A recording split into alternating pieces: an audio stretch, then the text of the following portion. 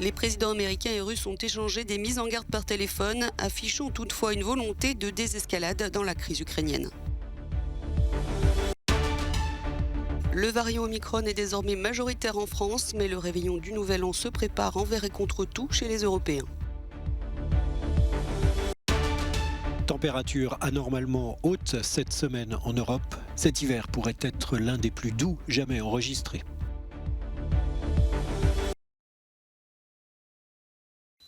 Une conversation téléphonique d'une cinquantaine de minutes, sérieuse et concrète, et des mises en garde. Le président américain Joe Biden a menacé son homologue russe de sanctions économiques et militaires massives en cas de nouvelle escalade à la frontière ukrainienne. Vladimir Poutine a répondu que de telles sanctions pourraient entraîner une rupture complète des liens entre la Russie et les États-Unis. Le conseiller du président russe a résumé ainsi la situation.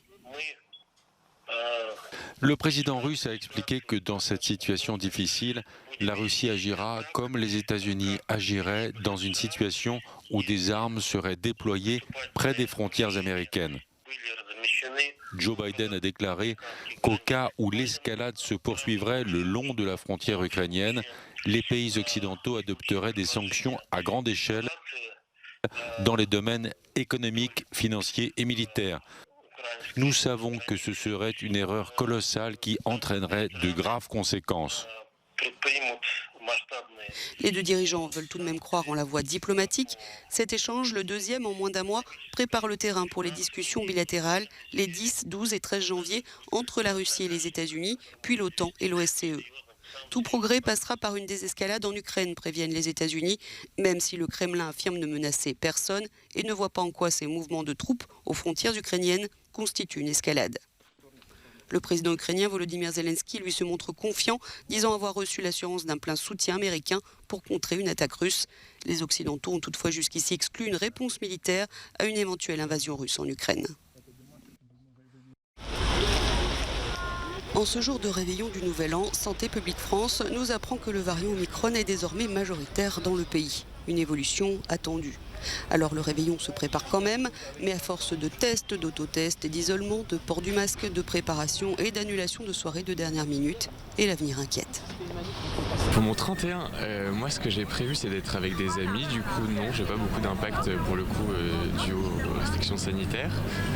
Par contre, pour ce qui est de l'école, ça j'ai des restrictions assez sévères, c'est-à-dire qu'on finit finalement par retourner en distanciel, ce qui va être assez prenant, parce que moi du coup ça m'a entraîné une légère dépression quand même, le distanciel l'année dernière, et du coup cette année j'espère que ça va pas trop m'impacter non plus. Au Royaume-Uni, les Britanniques sont confrontés à une pénurie de tests et en Angleterre, on construit des structures temporaires dans les hôpitaux pour se préparer à un éventuel afflux de patients. Le pays a atteint un nouveau record, plus de 189 000 contaminations ces dernières 24 heures, alors que la France en a enregistré 206 000. Et l'Italie, plus de 126 000 nouveaux cas positifs, un nouveau record, en augmentation de 30% par rapport à la veille. À Rome notamment, les files d'attente augmentent sans cesse et certains s'énervent de constater que les gens se font tester pour faire la fête.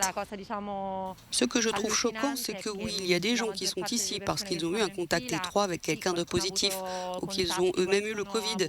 Mais la plupart des gens qui font la queue sont ici juste à cause du réveillon. Oui, certes, mais faire la fête avec l'esprit tranquille est plus rassurant pour tout le monde. L'Allemagne peut être plus prudente, a d'ailleurs limité les réveillons à 10 personnes pour les vaccinés, à 2 pour les non-vaccinés. Et toutes les grandes célébrations du Nouvel An sont annulées, la vente de feux d'artifice interdite. Elle n'a d'ailleurs enregistré que 42 000 nouveaux cas ces dernières 24 heures.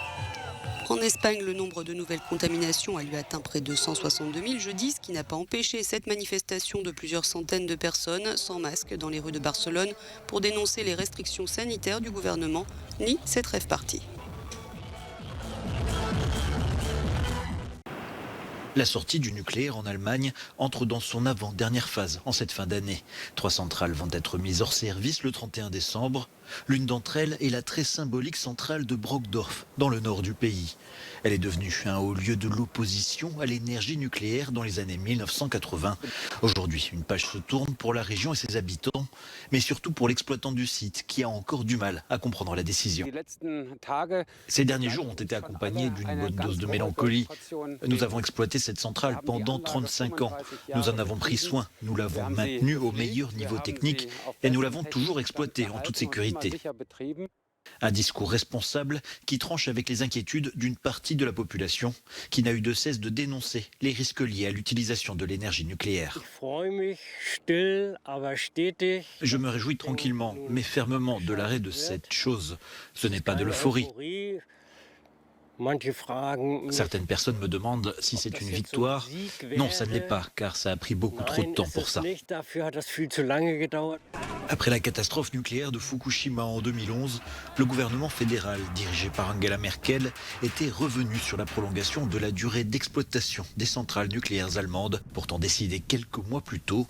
Les 8 réacteurs les plus anciens ont été fermés immédiatement, les 9 autres devant suivre par étapes jusqu'en 2022.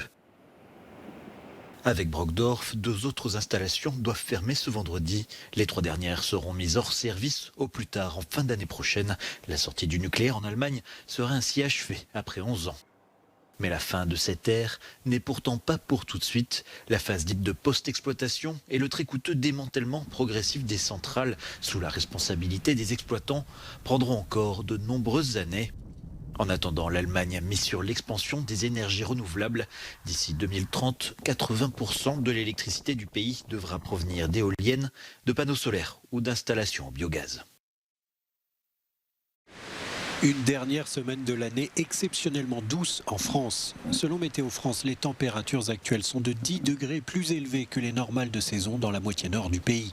Et cette semaine, entre Noël et la Saint-Sylvestre, pourrait être l'une des plus douces jamais enregistrées. Il fait beau, il fait bon, il fait doux, c'est super, on profite du beau temps. À l'heure de la morosité ambiante due au Covid-19, ces températures tout en douceur font du bien. Très bonne semaine, très bonne semaine, les gens sont sortis, puis voilà, malgré tout ce qui se passe en ce moment, les gens ils se font quand même plaisir. Alors évidemment, en montagne, l'ambiance est assez différente. Dans cette station de ski en Suisse, c'est de la pluie qui tombe et l'excellent début de saison risque d'être gâché par cette douceur. C'est pas génial, c'est un peu mouillé partout, mais on fait avec du mieux qu'on peut. Il reste un peu de neige quand même. Autre conséquence du redoux et des chutes de pluie en cette semaine parmi les plus chargées de la saison, le risque d'avalanche qui augmente fortement. Il était ce mercredi de 4 sur 5 à La Plagne, en Savoie. Il faut savoir que de la neige fraîche légère en très bonne condition pèse à peu près 40 à 50 km3 et là au relevé de 13 heures elle pesait 250 km3.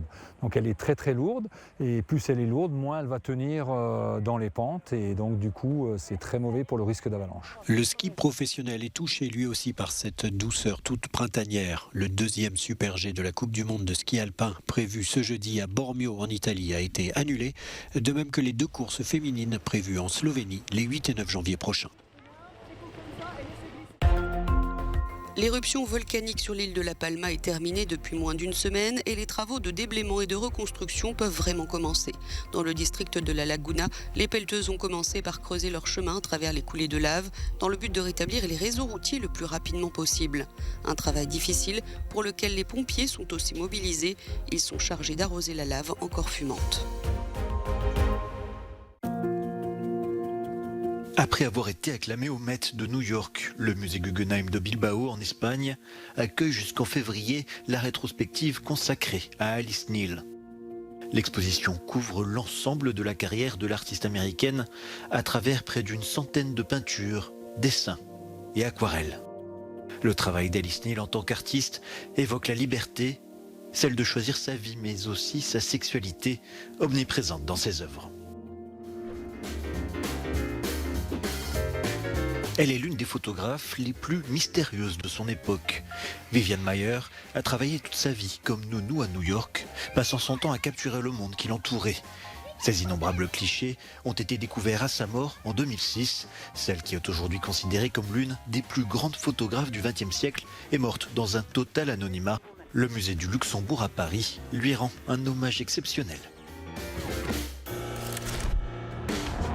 L'exposition Supernova de Chao Fei est riche, complexe, hyper technologique et visionnaire. Un voyage immersif qui réunit dans une grande installation multimédia, vidéo, photographie et documents, plongeant le spectateur dans un monde virtuel qui efface les barrières entre présent, passé et futur. Une réflexion globale sur l'humain d'aujourd'hui, prise entre réel et virtuel, mémoire et oubli. Une artiste incontournable du XXIe siècle.